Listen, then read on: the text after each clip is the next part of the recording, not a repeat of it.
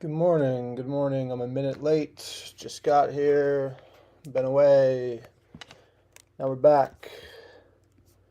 Speaking of back, I'm on the back foot this morning.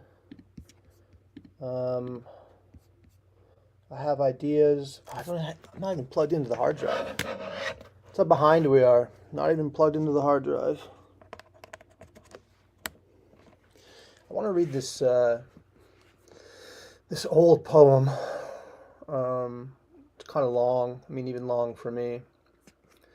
What do we start with? What do we end with? Where do we go? How do we get there? So let's get plugged in the hard drive. Let's find this poem. I have Jordan Peterson pulled up. I have tlc.net pulled up. And I have a Claude artifact pulled up.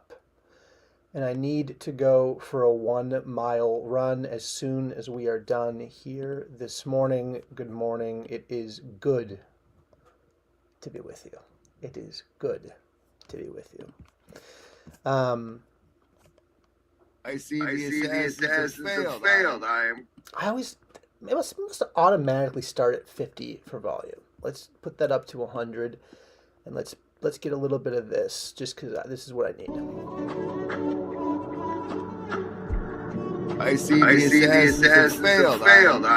Ethan, Kahi, boy, we got a show for you. Yeah, we'll do something. Blessed is the man who walks not in the counsel of the wicked, nor stands in the way of sinners, nor sits in the seat of scoffers. But his delight is in the law of the Lord, and on his law he meditates day and night. He is like a tree planted by streams of water that yields its fruit in its season, and its leaf does not wither. In all that he does, he prospers. The wicked are not so, but are like chaff that the wind drives away. Therefore the wicked will not stand in the judgment, nor sinners in the congregation of the righteous. For the Lord knows the way of the righteous, but the way of the wicked will perish.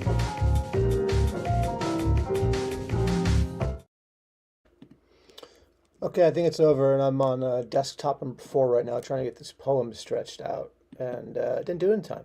Didn't do it. Too slow. So we're stretching this poem. I'm going to try to share this window. I think you can share a window. It's been a while. I haven't shared a window in a while. Window, and no, I cannot share that window, but I can share my entire screen. So we're just going to do the whole thing. And we're going to sip a little coffee, and we're just going to slow down just a tad. If you need a simultaneous sip, now's your chance.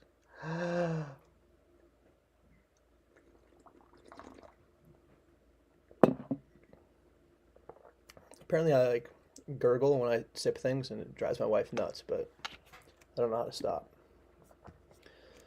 Okay, I think that has switched. Yeah, it looks like it switched, and this is called House of Spirits. If I told you how I felt, would you hear myself calling your name? Or just a flurry of vocal invocations from a flying monkey begging a witch not to melt? I speak into the phone as if what's done is not done, but voicemails meander while feelings puddle in pusillanimity. I bought a house. Did you hear? The water pipes are loud, nearly shattered a window. I walked through slowly, hoping you'd be right around the corner. I look for you around most corners. Oh, my friends tell me I should stop behaving like a coroner on the hunt for a body. It's just the right shape. A mind is a wild thing, with many rooms, many shelves, many perfumes. Did you hear my voice calling out? Who's your mother? Who's your father? Who's your ghost rose up. Indiana countryside flew right on by. Even your apparitions don't pay me no attention. I know. I know. I know. Urging and urging and urging, at risk of sounding ill, I may be. I have these memories of us beneath talking stone, set out in a circle. We caught a genie and bound it to a tome. We thought we could atone. Our intention set our fate the same direction, no protection, but each other's secrets sown. Never cursed. That was the first wish. And the second, to avoid real or fancied indifference. I don't even remember the last. I still wish things these days. Mostly that these days would be different, like for someone to be someone else, for myself to be another, any other, just an other that exists in your spectrum sky of scapered light. Chicago. Maybe I should go. Somewhere far, far away, beneath an old galactic firmament. We were the Tigris and Euphrates, side by side, between the mountain of God and everything east of Eden. We crossed paths with a demon, but we never crossed each other. I've wanted to believe that we never lost each other. I've wanted to hold fast to the kelson of creation. If I could just see you, maybe I could tell you how I feel. Maybe I could move on without having to grow up, because I'm at the end of everything I know. Like when I was 7 and got lost in a Disney store and made camp in the middle of the tubes and befriended a boy with an eye patch and tubes up both nostrils who might have grown up to sharpen his knife and put holes in the ground wherever he claims to have seen an X, but for now is content to draw an X on my chest over hand so slow, over hand so sure, and retrieve whatever value inside left. I called out for my mother. She was busy. I called out for my father. He was too distant or couldn't hear her. I don't know. Some priest told me that Father God always hears when you call. Do you ever hear those calls? Will you take the fear away? Will you draw near or go astray? Puzzle of puzzles. Will you speak truth? Will I hear your chin slip as the weight of another lie leaves? Just tell me to leave. Tell me that you hate me. Throw a vase in my direction, something that will shatter loudly. I just want to shatter loudly. Somebody else can pick up the pieces. Just let me remain among the leaves of grass in vain, in a faraway, distant place where the river rushing and out galloping but never touching sound like biplanes with sky trails made of silt. Let me bivouac by invading watchfires where the earth is untrammeled, where man is just a visitor who does not remain, where my mind can't find a room for you to remain, where there's no room at the inn for you to give birth to something that will save us. There, I will wait for civilization. There, I will pass it. There, I will master it. There, will I hear your voice? Please, don't let me hear you. Don't call my name. Don't call me by your name or by any name. Don't find where I've hidden the peach, crawling with insects, all wearing eye patches, all knowing the constellations of the sea and how to escape. Just let me escape. Let me sit in a place beyond the pines where the helicopters hover. Let me dance as if every branch that brushes up against my shoulder is another of your hands asking for a dip and a spin and a kiss above the knuckles. And let me pretend pretend. Great comrade, though, let the telescopes bend sideways so I can see your head tilt in my direction as you sleep. Let me think you dream of me. Let me go unseen in the glass city where the wind blows and the river runs green. Let me sleep until September ends. My rendezvous is appointed. It is certain the Lord will be there. But when I awoke, I could not find my way. I tried to navigate the stars, but the buildings were too tall. My kaleidoscopic calls passed right across your brow. My phone calls fired like shots across your bow. So I collapsed from atop the high steel-beamed rise into the asphalt sea. Now I drift among the gang-flanked streets. To wherever I was before, I stopped somewhere waiting for you. Before watching that girl and her little dog. Before they fielded scarlet pods in the western quarter. Before the tin crow cowered. How can I celebrate? How can I sing? How can I assume you as you assume me? How can I belong as you belong? How can I be the house of spirits ever shifting? Am I the house of spirits ever shifting? I am the house of spirits ever shifting.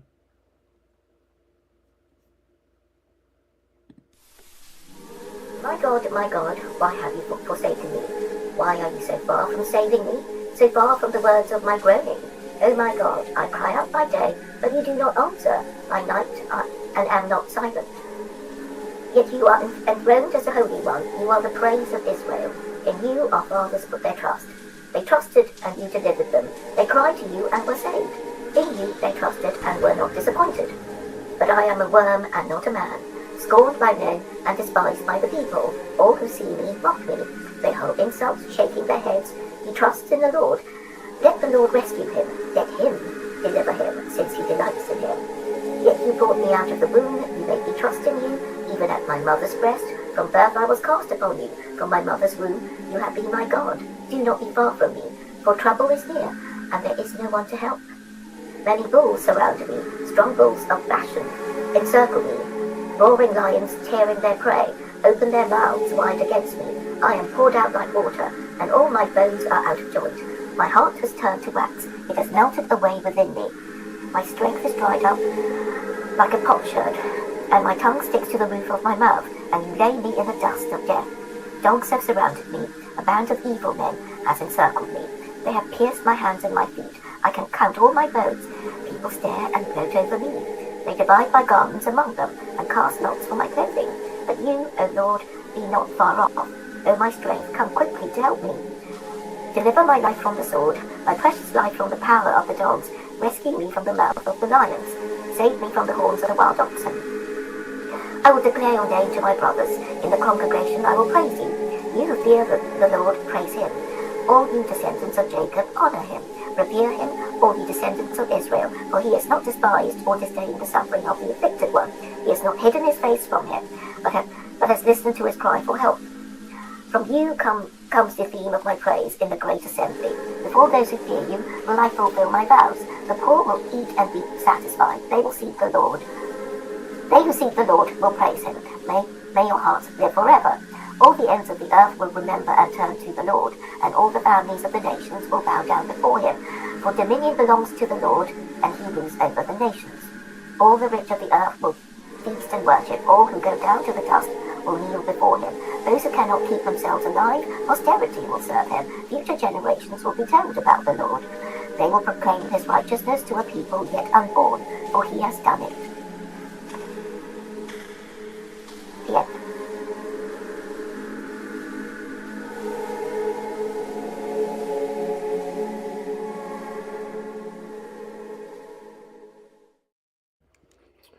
Okay, I gotta show you this trick. on thislittlecorner.net. Then we got to get to Jordan Peterson, evolution and the deep time of the Bible. So, no pressure. And at some point, there's going to be a link drop for anyone that is out there that wants to catch a link as it drops. So let's do this first. If you're on thislittlecorner.net and, perhaps you are curious what a flotilla sounds like, go to recent. Let it load. Wait till you can see all of the AI generated thumbnails. But I mean, really? Then click, oh, is this a new button? What does this button do?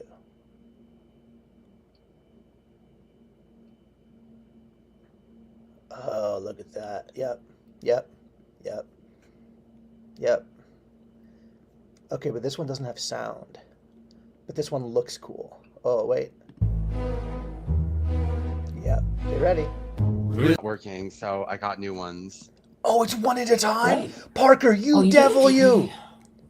Oh my gosh, Parker, You you! are revealing that you.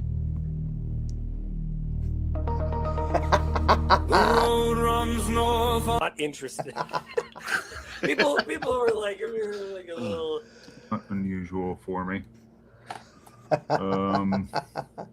My heart, Psalm 133. My heart is not proud, Lord. I gotta clip this for eyes are not the haughty. psalms I'm collecting. I do not. Yeah, if you want to do a psalm, I'm collecting the psalms. I have two. Psalms 89 is mine because it's my namesake. But all the other psalms, if you want to make branding from psalms, that's what I'm gonna do. So Brett has Psalm 131 here. So I gotta clip him so I can collect Psalm 131. It's kind of like playing Pokemon, but you're playing psalms. It's my new hobby. Okay, so this TV wall is really cool. I didn't see this yet, so this is fun because it's one at a time. And yeah, recruited the rich and the powerful. What do these things want, and why are they here? They're running the whole show. Well, I usually try to edit them a little bit. Okay, I need to not be here because I will spend all day just seeing what could happen. Take the fourth wall, it takes you for a spin. I do still want to show you what a flotilla sounds like. So we're going to go to recent. We're not going to go to the experimental TV wall, but we are going to click autoplay all. And let them load. Let them load. They're coming. And this is what a flotilla sounds like. I got new headsets. Good for you. Yeah, because you said they were. We are going to be talking about not- Hamlet. We're going to be talking about the theology of Hamlet as well. Oh, you just have that. You are part of the reason why I think you're Did it for you, Claire? Thank you. See what it's called. I think it's important for your folks to tell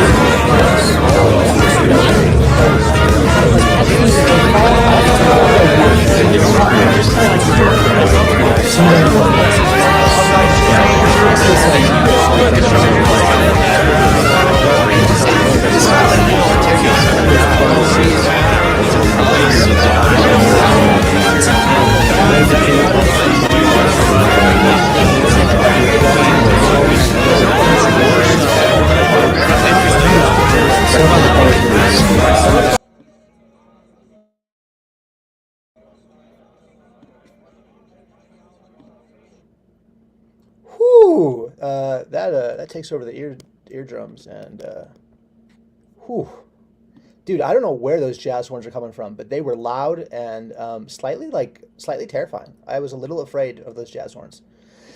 Okay, so now we're supposed to get to Jordan Peterson, and I have somewhere there's a piece of paper with timestamps. This is Genesis lecture number 1. Let's get it on the screen. You know what? I'll drop the link. We'll just do it. It's 4:51. We still have 39 minutes. We are doing okay, you know? I was feeling a little bit stressed. I'm feeling less stressed because we got to here. Oh, Chris Howard, was that you with the jazz horns? Was that you playing Louis Armstrong with the jazz horns? Because if that was you playing Louis Armstrong, that means I just got a copyright strike. Thanks so much, Chris Howard. can we just end this? Can somebody just like copyright strike me like fully so I can stop doing this? That'd be great. Like if you could help me by copyright striking me, much appreciated. Okay, link is dropped, and let's start with this classical music, which is probably also a copyright strike. I mean, who cares at this point?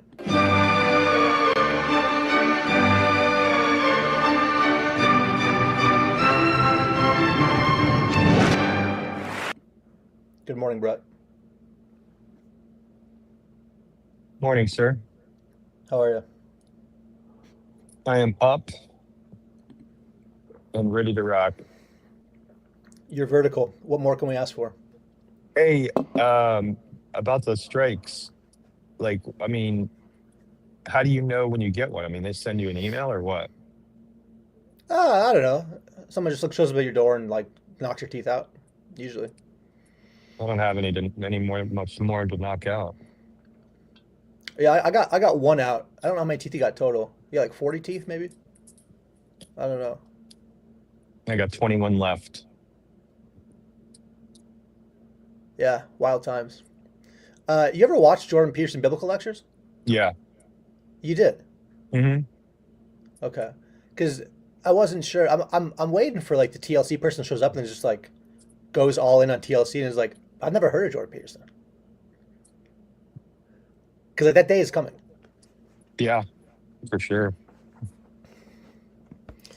Okay, well, what is this? The first timestamp says 110, and the note that I wrote says, why bother with this book?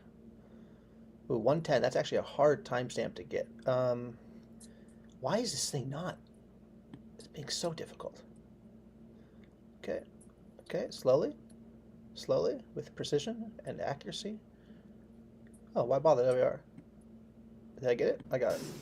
I'll start with this because this is the right question. The right question is why bother doing this? And I don't mean why should I bother doing it? I have my own reasons for doing it, but you might think, well, why bother with this strange old book at all? And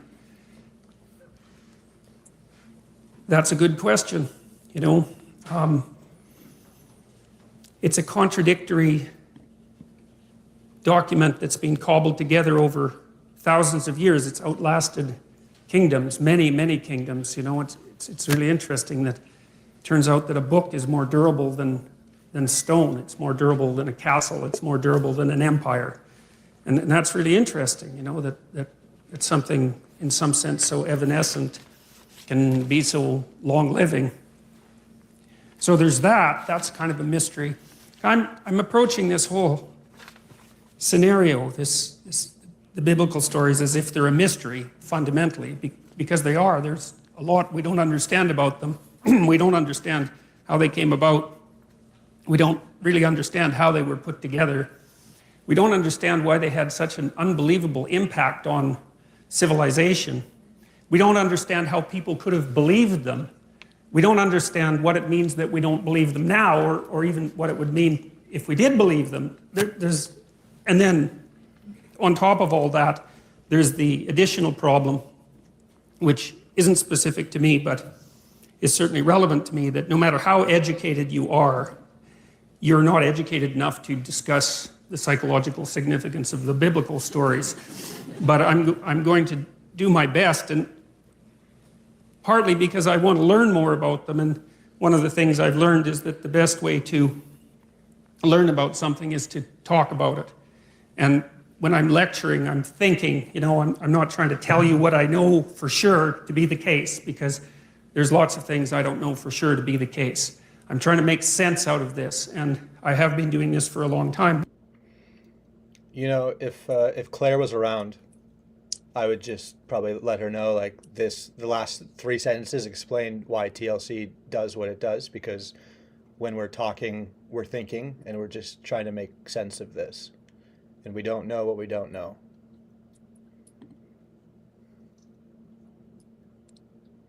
Yeah.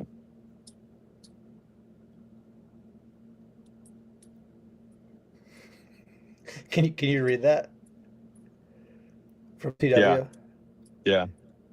Do you have thoughts? Um, Brett, how do you feel about the Reformed epistemological dictum which characterizes knowledge as, quote, thinking God's thoughts after him, end quote? I mean, I like it. I think it's kind of like, actually, this kind of dovetails into what Peterson's talking about. It's like, I don't think we can fully understand a lot of things as why God does what he does a lot of the times. And I think he actually, like in the Psalms that I read, 68 was, or 131 is with the why. We're always asking the why is he doing this. I think it's a pleasant experience to ponder it, as long as I'm not obsessed with it. Yeah. Yeah. Okay. Well, I'm going to go to the next timestamp. It's 6:45. What I wrote down was reality. There's a dream story around us. So 6:45, pretty close. About the structure of experience that we don't know about reality. And we have our articulated representations of the world. And then you could think of outside of that, there are things we know absolutely nothing about. And there's a buffer between them. And those are things we sort of know something about. So there's things you know, things you don't know, and then there's a middle interstitial place of possible knowledge. Wait a minute. Yep. What about, this is why I was kidding around about Donald Rumsfeld when he did his thing. There's the what a there's callback. I know, there's the known knowns, right? There's Yep. the unknown knowns. There's the known unknowns. And then there's the unknown unknowns. So I feel like there's 4 categories, really. And I think that's accurate. Okay, so known knowns.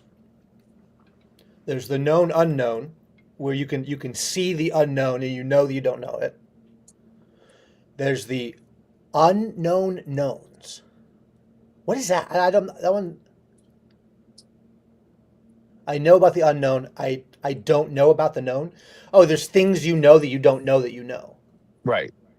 I almost wonder if the unknown knowns are like, you could even maybe categorize that as like introspection. Because there's all kinds of things inside of you that you have like knowledge of and access to that require you to like sit in silence. And even sometimes I feel like when I like pray, it's like God has just been like waiting for me to like ask. That kind of feels like a known unknown or an unknown known. Yeah, And, it's like God, and the things evolve from different category to category, clearly. Once it becomes known, the unknown becomes known, it moves into a different category. But it doesn't mean that category is empty, Yeah.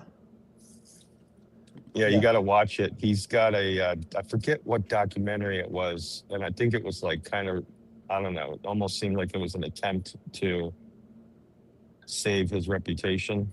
So he was trying to explain his, Iraq war justification thing. But I think he was trying to explain his thinking behind it.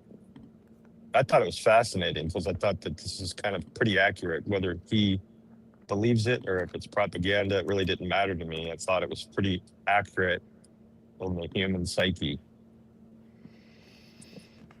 Yeah, it's super interesting. Okay, a little more. Dribs and drabs. We don't know them in an articulated way. Here's an example. Sometimes you're arguing with someone close to you, and they're in a bad mood, and they're being touchy and unreasonable, and you keep the conversation up, and maybe all of a sudden they get angry, or maybe they cry, and then when they cry, they figure out what they're angry about, and it has nothing to do with you, even though you might have been what precipitated the argument, and that's an interesting phenomenon as far as I'm concerned, because it means that people can know things at one level without being able to speak what they know at another. And So in some sense, the thoughts rise up from the body, and they do that in moods, and they do that in images, and they do that in action. Okay, I want to pause there because he's saying that thoughts, whatever thought is, I've been thinking a lot about thoughts, but I can't really figure out what a thought is. I mean, my thinking takes me to the imagination, which I've been banging a drum about, and but he's saying there's thoughts that rise up from the body, and that they do that. So there's thought rising in moods, in images, and in actions. And when you stop and think about that sentence that's on the screen, it's a very strange sentence. Brett, you got anything? No, I was actually thinking about, I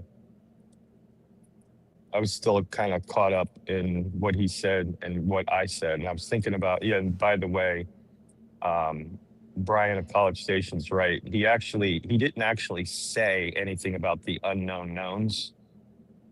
And it was an implication because he talked about like the matrix, the four matrix. So that clearly it was there, but he didn't discuss it. You know what I mean? Which is interesting because that's the thing that kind of tripped you up. You know, it's like, I guess maybe that's an assumption. Like we already know that there's unknown knowns. But with him, Yeah. with Jordan Peterson, it's like he's looking to rectify this.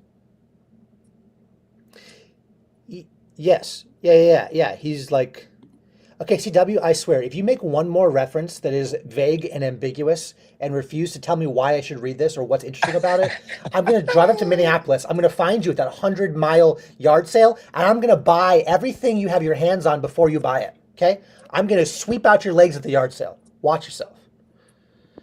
Okay, I got to keep watching this Jordan Peterson video, otherwise I'm going to lose it on CW.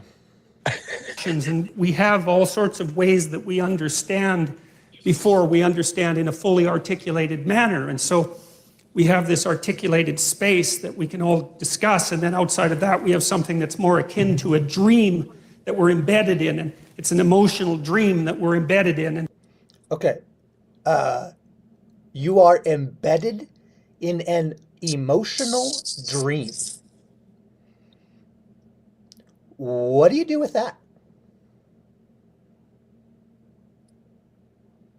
It's like Right. he's setting the stage, man. He's setting the stage to tell you to wake up and clean your room. You know, it's so crazy. You know, I don't think he would say the emotional dream goes away. well, that would be a problem, don't you think? Well, I have to watch this in full. I've only watched like 24 minutes of this in the last week. I think when he's saying this emotional dream, that you are embedded in an emotional dream, I think it's one way of him saying that you are like stuck in a story. That your life is a story and that you're living a story. I think that's like the phenomenon that he is pointing at and trying to articulate.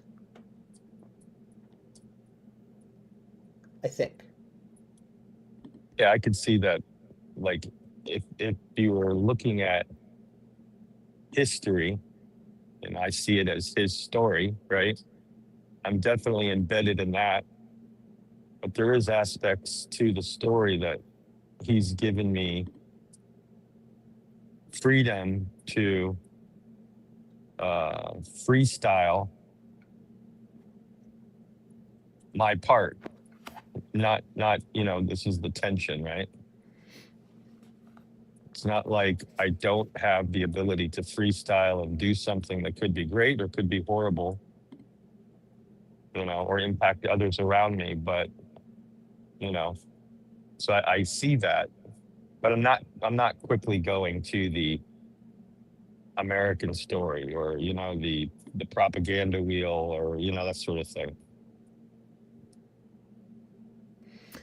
Yeah. Okay, I want to keep going a little further. That's based, at least in part, on our actions, and I'll describe that later. And then outside of that is what we don't know anything about at all. And in that dream, that's where the mystics live, and that's where the artists live. And they're the mediators between the absolute unknown and the things we know for sure.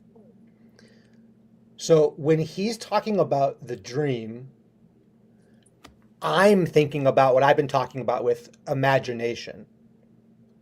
That's how I'm hearing him, is that there is a part of you that is unknown and that is like explorable.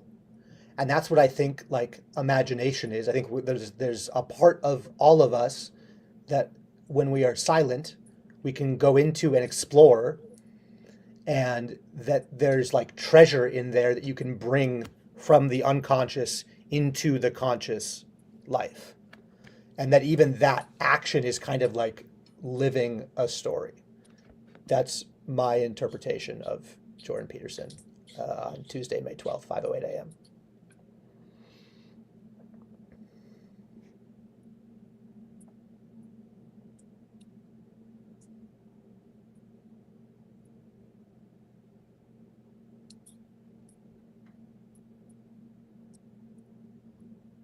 I was hoping if I was really still, you would think that I had froze, but it didn't work.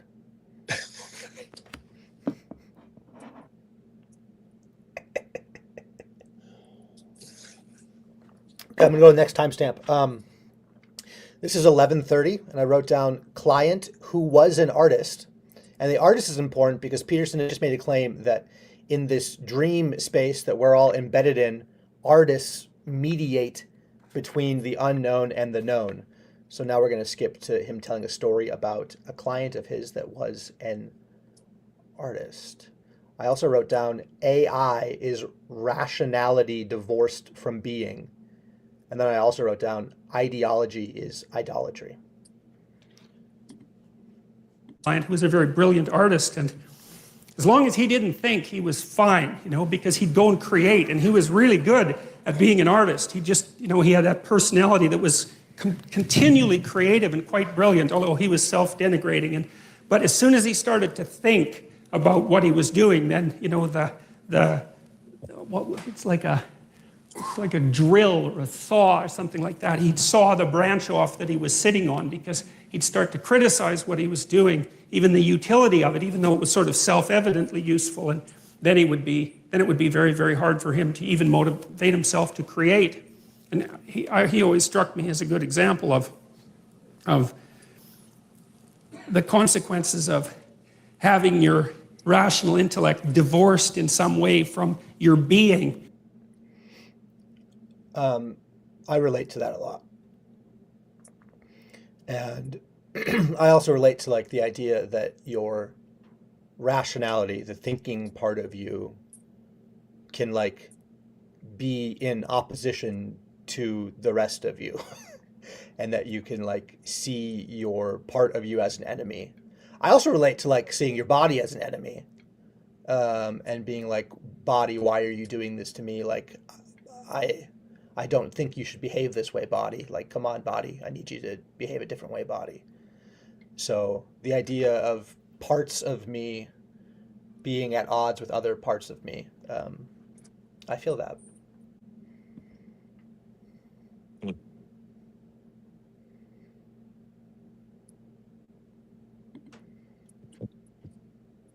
Oh, he's tilted his head skyward, and his eyes are in probably the top right position, which means he's thinking deeply. Do you know that in sales, part of my sales training was to memorize eye patterns so that you could look at somebody and know what they were doing in their head. So then you could use where their eyes were positioned to like bend them to your will and force them to buy things. Yeah, in my evil days, when I was a salesman, I found it fascinating. Like Neil, your conversation with Neil, where he talked about how he stole the book, How to Win Friends and Influence People. Because it was like it was social.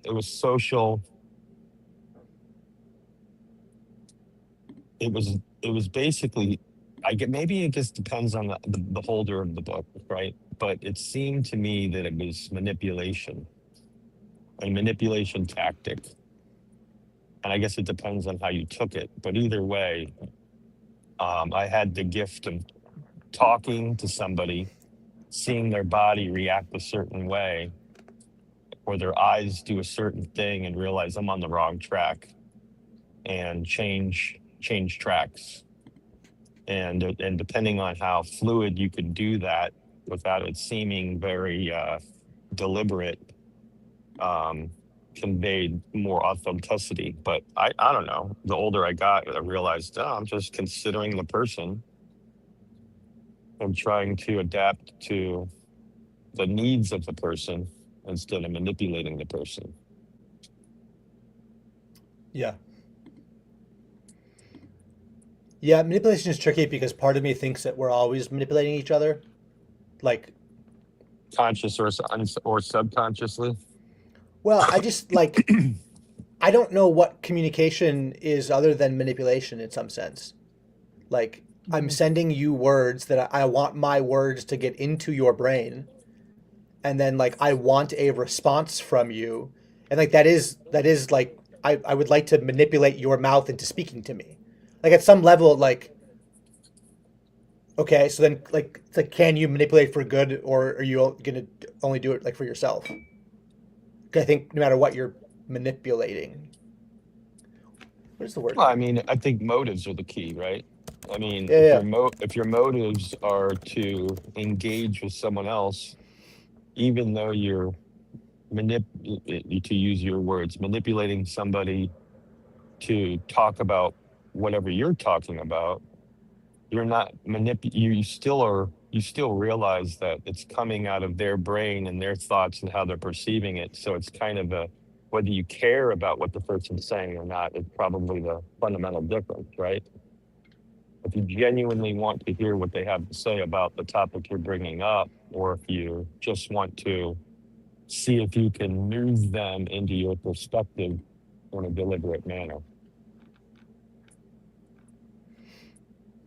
So motives. Yeah, no, I agree with that totally. And the word does kind of like always have a dark tinge to it.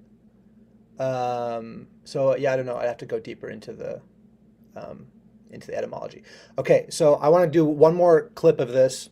15:45. I wrote down what are human beings. I don't think I even really got to the end of the last clip, but there's 16 minutes left, and I want to jump from this clip to evolution.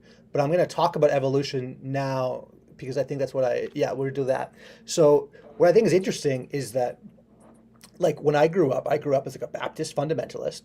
And so evolution was evil. And I was the kid in like class that was like arguing with the science teacher and like, winning some favor. And it was like, all right, kid, fine. Like you don't have to take the test. I don't want to deal with you. Just like, can you just be quiet? And it's like, all right, sure. I'm not gonna take the test. I'm not gonna write down false things. I was that kid. And then when I left the faith at about 25, I no longer had the faith as a way to like give any answers to existence. So I moved towards science, which I had never really like took seriously before.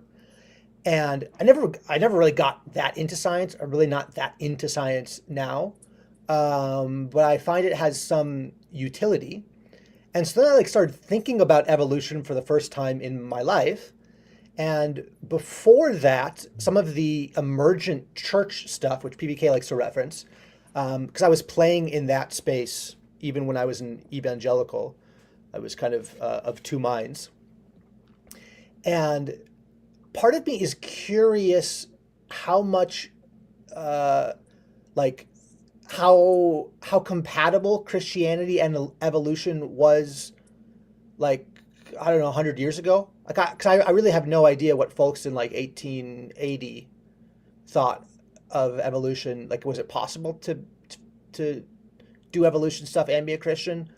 But today I interact with a lot of people who, for them, evolution is the thing that's like stopping them from becoming a Christian. They are under the impression it's fully incompatible. So my spiel is almost over because my spiel is essentially like, I feel like I'm a mercenary for hire in the sense that if someone was to ask me, like, how did the world come into being, I would say that God created it. And then anything after that, I just go like, well, like, let the best science win. Like, I don't know. I'm not sure. I lean towards evolution because it seems to be the best science. But even when you say the word evolution, it kind of means 100 different things. And you'd have to go really in depth to mean what do you mean by evolution? Because there's a lot of options on the table. Brett, do you want to make a full-throated defense of young Earth creationism and a 6,000-year-old age of the Earth? Yeah, well, not really, but because I don't think it's that big of a deal. It's my personal belief. However, I understand if you're a Christian and you have and you can rest on either microevolution or macroevolution. Like, okay, there's gap theory, and what happened between verse 2 and verse 3 in Genesis 1. Okay, that's fine. It doesn't change anything for me either way. But I do find it fascinating that the more our science is used and we extrapolate data about history, it seems a lot closer to the biblical narrative than the original science narrative. So I think that's interesting. Yeah. So one of the things that I find interesting about Peterson and about evolution and about the deep time of the Bible is that for me, there's still a lot of unexplored biblical territory post Peterson. And I'm not covering the internet. I don't really know what's happening all across the internet. But I think Peterson kind of kicked the door open on science and faith could be bridged together, which is what Jung was trying to do. So it makes sense that Peterson, as a Jungian, would approach that. And I still think there's more work to be done. So we're going to watch this. Then I'm going to jump to this Claude thing. And there's 11 minutes left, so we'll see if we get to the end. And see, I also spent a lot of time reading Carl Jung, and it was through Jung and also Jean Piaget, who's a developmental psychologist, that I started to understand that our articulated systems of thought are embedded in something like a dream, and that dream is informed in a complex way by the way we act. So you're embedded in a dream, but the dream is informed by your actions. We act out things we don't understand all the time. And if that wasn't the case, then we wouldn't need a psychology or a sociology or an anthropology or any of that, because we would be completely transparent to ourselves. And we're clearly not. So we're much more complicated than we understand, which means that the way that we behave contains way more information than we know. And part of the dream that surrounds our articulated knowledge has been extracted as a consequence of us watching each other behave and telling stories about it for thousands and thousands and thousands of years, extracting out patterns of behavior that characterize humanity and trying to represent them partly through imitation, but also through drama and mythology and literature and art and all of that to represent what we're like so that we can understand what we're like. And that process of understanding is what I see unfolding, at least in part, in the biblical stories. And it's halting and partial and awkward and contradictory and all of that, which is one of the things that makes the book so complex. But I see in it the struggle of humanity to rise above its animal forebears, say, and to become conscious of what it means to be human. And that's a very difficult thing because we don't know who we are, what we are, where we came from, or any of those things. And the life is an unbroken chain going back 3.5 billion years. It's an absolutely unbelievable thing. Every single one of your ancestors reproduced successfully for 3.5 billion years. It's absolutely unbelievable. And we rose out of the dirt and the muck, and here we are, conscious but not knowing. And we're trying to figure out who we are. And a story that we've been telling, or a set of stories that we've been telling for 3,000 years, seems to me to have something to offer. And so when I look at the stories in the Bible, I would say, in some sense, with a beginner's mind. It's a mystery, this book, how the hell it was made, why we preserved it, how it happened to motivate an entire culture for 2,000 years and to transform the world. Rise above its animal forebears, say, and to become conscious of what it means to be human. And that's a very difficult thing because we don't know who we are, what we are, where we came from, or any of those things. And You know, the life is an unbroken chain going back 3.5 billion years. It's an absolutely unbelievable thing. Every single one of your ancestors reproduced successfully for 3.5 billion years. It's absolutely unbelievable. We rose out of the dirt and the muck, and here we are, conscious but not knowing. And we're trying to figure out who we are. And a story that we've been telling, or a set of stories that we've been telling for 3,000 years seems... So Peterson claims that we've been doing the human thing for 3.5 billion years. Is that what he said? Whatever. Well, not the human thing. The life thing for 3.5 billion years. And then he says we've been telling these stories for 3,000 years. So I just want to ask the question, okay? Because this is the exploring show, which means I haven't written anything down, right? If I write something down in my Substack, that's something that I want to like defend. On the exploring show, I'm just exploring. So I'll defend things to a little bit, but I'm also going to do things that I might disagree with tomorrow. So I want to just propose that what if the Bible's older than 3,000 years? What if parts of the Bible, not the Bible? Because I've been thinking a lot about where the stories come from. And let's just do the book of Genesis. Because Exodus kind of has some like, well, even Exodus really. It's like, at what point in history do the biblical stories like match up with the history that we have? Would you have an answer to that, Brett? You mean Genesis, or you mean? I mean, like, if you're reading the Bible, at what point in reading the Bible do you get to a point where you go like, oh, I can map this onto the historical record with confidence? I don't know. I think it's around Joshua and Kings. Yeah, see, I think it's probably farther back. I think, personally, I think the story of Babel. I think when I watched the Ark of the Darkness, I realized the source it was coming from, but they made some pretty interesting and compelling observations, and that they were trying to track the proto-language, the original first language. What was the first one? And they can daisy chain all these languages back to a certain point, and then all languages freeze in time, and they can't get past, I think it's like 30 languages. And to me, that's fascinating that all of a sudden out of history, boom, there's 30 languages, and that's as far back as we can go.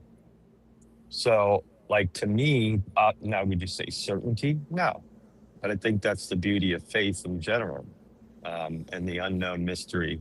But I also think Job was very, they even say Job might have predated Genesis, I mean, as far as the writing. And there's arguments about Enoch, but whatever. What's up, Chad? Hey, What's up, Chad. homies? I didn't know you were going to be on. I thought you were out of town or something, so then I just did the thing. And sorry, bro. I had the. I'm not tracking. What's that? You did the thing? I'm not tracking. Sorry. He did a stream. Oh, I had no idea. Oh yeah, I did a stream. It was called the Heathen Coughing Morning Show. So, sorry, man. Well, I'm sorry for stepping on your stream. I didn't even see it. No, I didn't know that you were in town. I thought you were out of town or something because I didn't see you on Sundays. So, you know. Yeah, I was. I thought maybe he's out of in-laws. town, so I'm just gonna pick up. Wasn't there? No worries. Now I'm excited to like finish here in 4 minutes and then go on a run and then watch your heathen coughing stream. I gotta feed the bunny. You got a buddy? Sounds like a euphemism. Okay. Yeah. Oh, that's so cute. All right. Okay. Okay. There's 4 minutes. Are you gonna eat that thing later, Brett? Chad. Okay, so this is what I want to say in the Good enough last question. 2.5 minutes. So if the parts of Genesis, if they are oral stories, then it would be very hard to track the record of them because you can tell a story for a very long time. And I thought it was interesting because it seemed to me as if maybe Peterson never considered like, I wonder about like oral storytelling, because I started thinking about it and like if you have a very old timeline of 13.8 billion BCE, and if that is the beginning, then whatever you're talking about in Genesis 1, and again, I'm just exploring territory here, but would go back somehow, some kind of memory of that, or visions of that, or inspired writings. And so then you move forward to the symbolic threshold, which Claude puts at about 50,000 BCE, which is when like language begins to be developed and storytelling could first come into motion. And then what I thought was interesting was the garden, because Peterson will talk about how the garden is about consciousness emerging. And I wonder if it's not like literally a story of that, and that if it comes from that time period. Because not only am I like interested in evolution, I'm also interested in sort of like a literal, sort of like neo-fundamentalist reading of scripture where the events actually occurred. So I'm a bit of an odd duck, even among odd ducks. So then you get Cain and Abel, somewhere between 10,000 to 8,000 years ago. Then you get Göbekli Tepe, which could be linked up with Tower of Babel type stuff. The Younger Dryas, which is 12,800 years ago. I think the flood might be about the end of the Ice Age, because we know that there was a giant flood then. And I'm just going like, why does nobody like think that the giant flood couldn't be the same flood? We have all of these flood stories, and part of this, I think, is because of the People Bronze say that all the Age time. collapsed. They say it all the time? Oh yeah, I've heard that enough. People will like constantly connect all these different flood stories in these different cultures. They're like, well, obviously we all shared a flood of some sort. And then, that's what Rogan was so interesting. He like brought about this, the Carlson and what's his nuts? Yeah, Hancock. Yeah. And like, those are all, I love those stories. And I think what Peterson is doing is kind of like a meta map of like trying to understand, I think, certain principles about and ideals of thinking and being. I don't think that he's trying to give a historical account like a one for one. He's doing a meta thing, and it's trying to lay out the idea of maybe this is how we see things. I don't know. And that's what I kind of, looking back on Peterson, that's what I kind of think. He's not being historically accurate. I don't even think he claimed to be. You guys should really Brett. watch that documentary. I think it would give you a different perspective, a potential different perspective. It's called Ark of the Darkness. It's on YouTube for free. I mean, this is like, one thing about like this particular administration or this time in our life when we decided to, hey, screw it, we're going to risk it all, our careers, everything. You have you have anthropology, you have these scientists from all over the place that are willing to step out of shadows and not worry about being deleted or doxxed or whatever, and state what they're finding and what they see and what they believe, despite any criticism or potentially losing their career. And it's pretty fascinating, the things that they're coming across, what, the things that they're identifying, like why would a tree have a fossilized tree be upright with these quote unquote millions of year layers going up the stalk of the tree? How is that possible? And then they explain a rational understanding of how it could even be possible. And the flood is the catalyst for the understanding.